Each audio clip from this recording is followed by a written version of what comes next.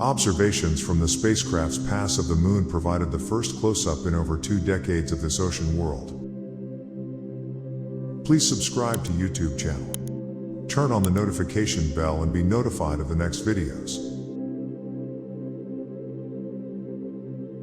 resulting in remarkable imagery and unique science. The first picture NASA's Juno spacecraft took as it flew by Jupiter's ice-encrusted moon Europa has arrived on Earth.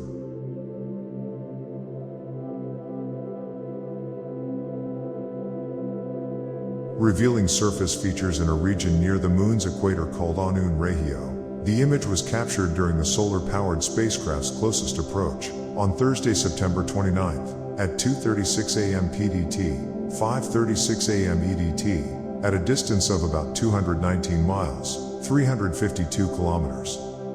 This is only the third close pass in history below 310 miles, 500 kilometers, altitude and the closest look any spacecraft has provided at Europa since January 3, 2000, when NASA's Galileo came within 218 miles, 351 kilometers, of the surface.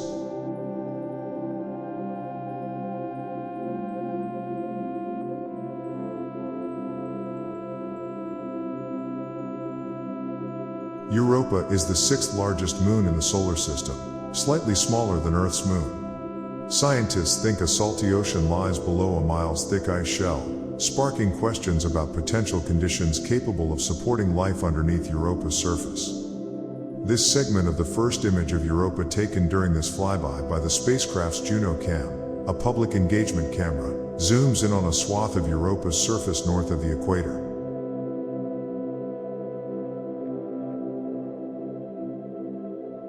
Due to the enhanced contrast between light and shadow seen along the terminator, the night-side boundary, rugged terrain features are easily seen, including tall shadow-casting blocks, while bright and dark ridges and troughs curve across the surface. The oblong pit near the terminator might be a degraded impact crater. With this additional data about Europa's geology, Juno's observations will benefit future missions to the Jovian moon, including the agency's Europa Clipper. Set to launch in 2024, Europa Clipper will study the Moon's atmosphere, surface, and interior, with its main science goal being to determine whether there are places below Europa's surface that could support life.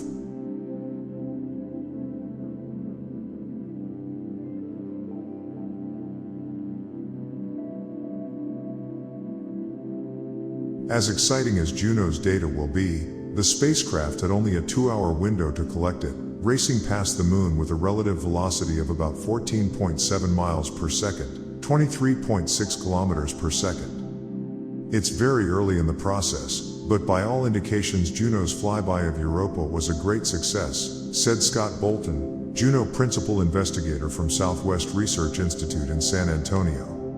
This first picture is just a glimpse of the remarkable new science to come from Juno's entire suite of instruments and sensors that acquired data as we skimmed over the Moon's icy crust.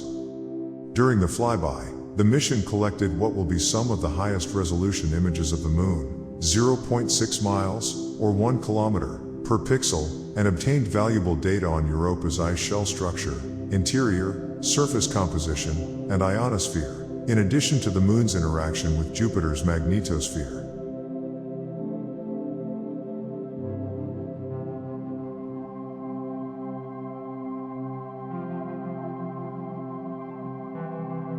The science team will be comparing the full set of images obtained by Juno with images from previous missions, looking to see if Europa's surface features have changed over the past 2 decades, said Candy Hansen, a Juno co-investigator who leads planning for the camera at the Planetary Science Institute in Tucson, Arizona.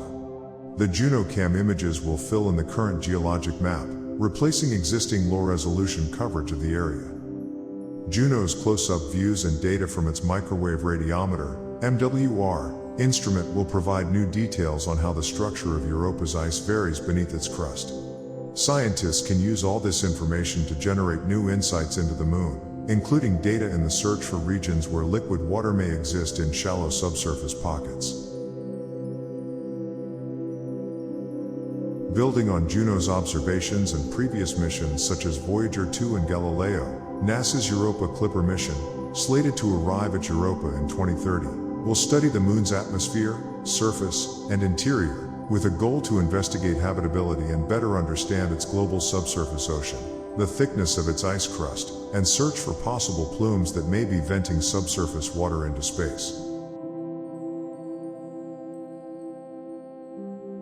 The close flyby modified Juno's trajectory, reducing the time it takes to orbit Jupiter from 43 to 38 days.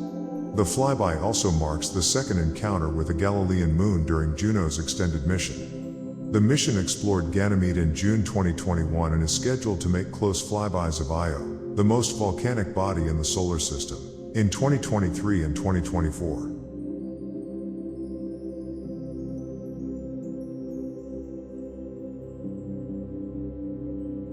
Please subscribe to YouTube channel.